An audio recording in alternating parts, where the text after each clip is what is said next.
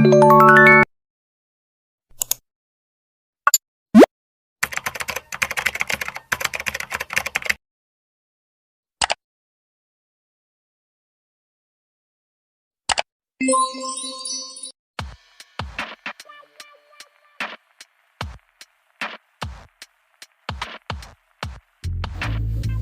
I'm Kyle Abreu. Hi, I'm Ronel Agustin. Lovely C. Alali. Hi, I'm Novelyn C. Cabral. Today, I'm Kate Estopin. Hi, I'm Eliza Sheen Granada. Hi, I'm Jamaica de Sardania. Hi, I'm Jessa Torres.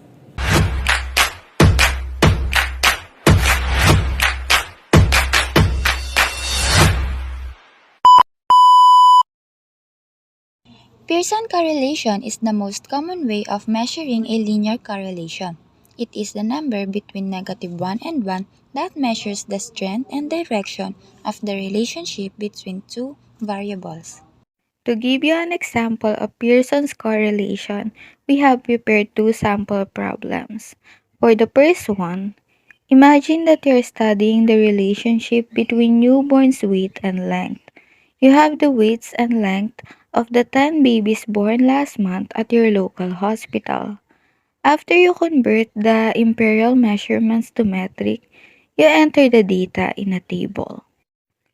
For the weight that is measured in kilogram, we have 3.63, 3.02, 3.82, 3.42, 3.59, 2.87, 3.03, 3.46, 3.36, 3.3.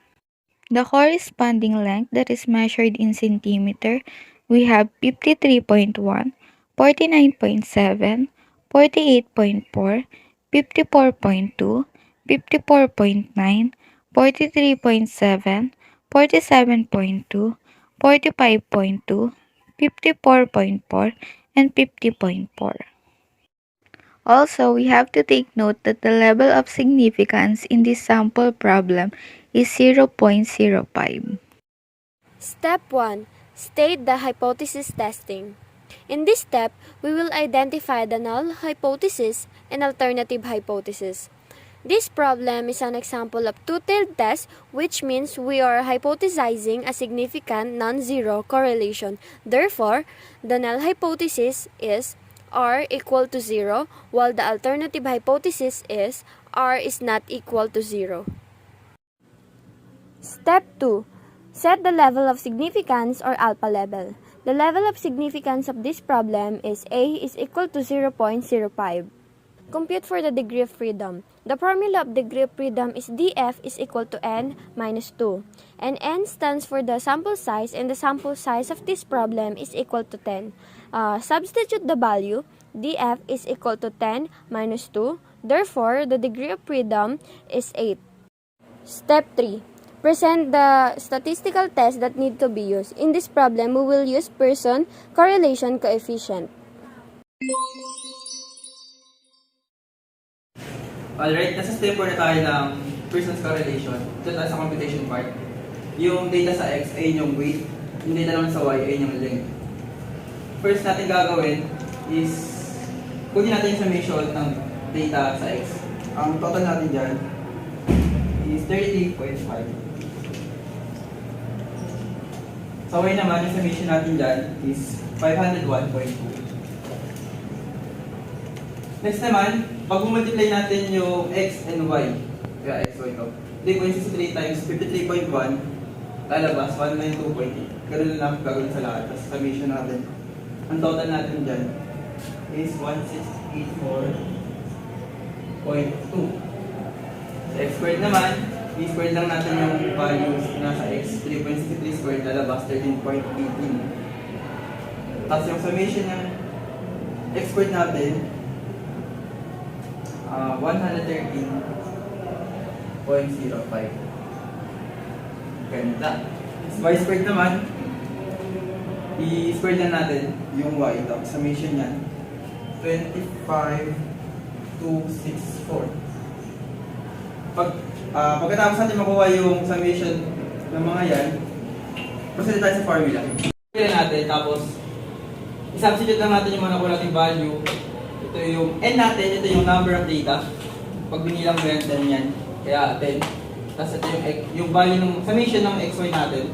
1684.2. Tapos ito, summation of x, 33.5. Summation of y, 501.2.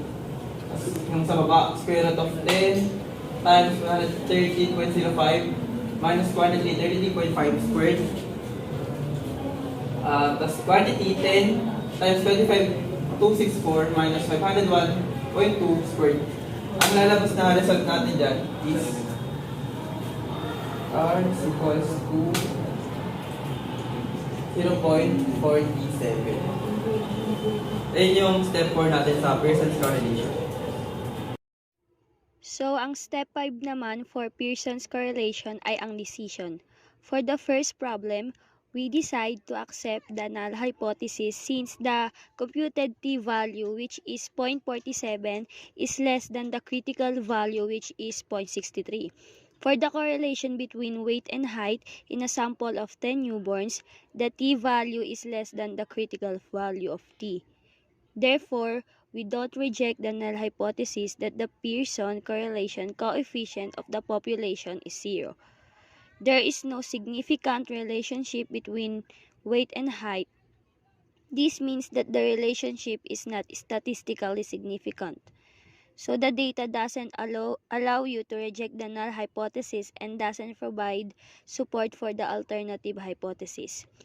And for the verbal description, the computed t-value is moderate since the t-value is in between of 0.41 and 0.60. And for the correlation type naman, it is non-zero correlation or no correlation, which means there is no relationship between the variables.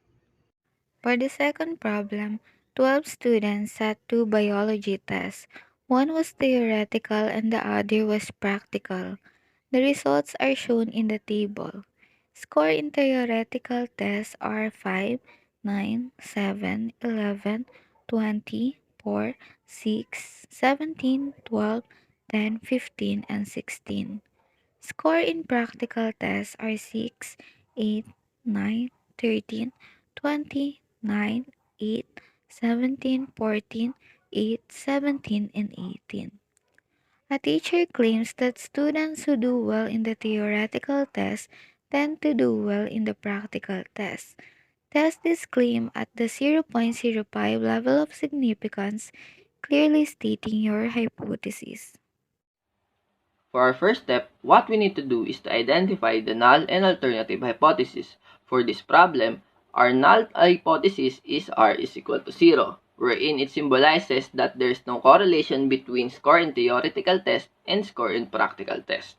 On the other hand, our alternative hypothesis is r is greater than 0, wherein it shows that there is positive correlation between theoretical test and practical test.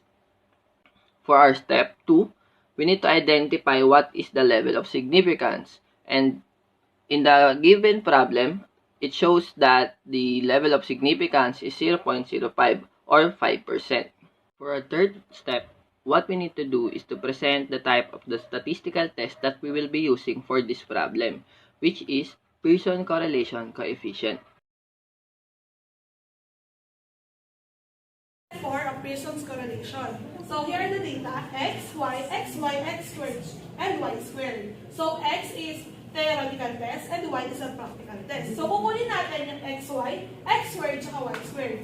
Yung xy, kinukuha siya by times x sa times y. So 5 times 6 is 30. So the rest, yun ang kukunin mo. So sa x squared naman, times by itself. So 5 times 5 is equals to 25. So, ganun din sa y squared, 6 times 6 is 36. So, kukunin mo siya. So, kukunin na natin yung summation ng lahat ng xy, x squared, tsaka y squared.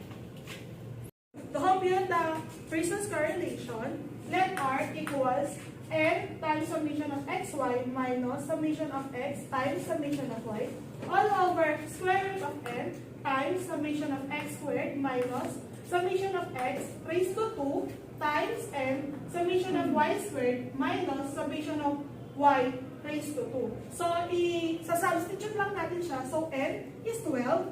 So, yung summation of xy is 1,872. Minus mo siya sa summation of x, which is 132. Times mo siya sa summation of y, which is 147. So, all over square root of, yung n is 12. Yung summation of x squared is 1,742. Ima-minus siya sa summation of x, which is 132 e squared. Ito times sa n, which is 12. Summation of y squared is 2,057. Ima-minus siya sa summation of y, which is 147 raised to 2.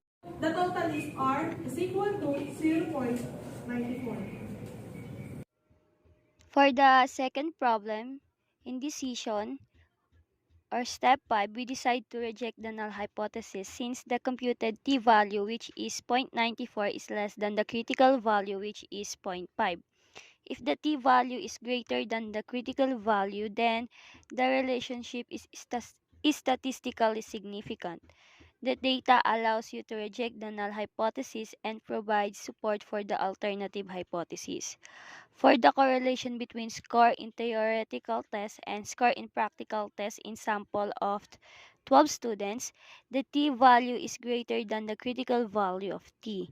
Therefore, we reject the null hypothesis that the Pearson correlation coefficient of the population is greater than 0. There is a statistically significant relationship between score in theoretical tests and score in practical tests.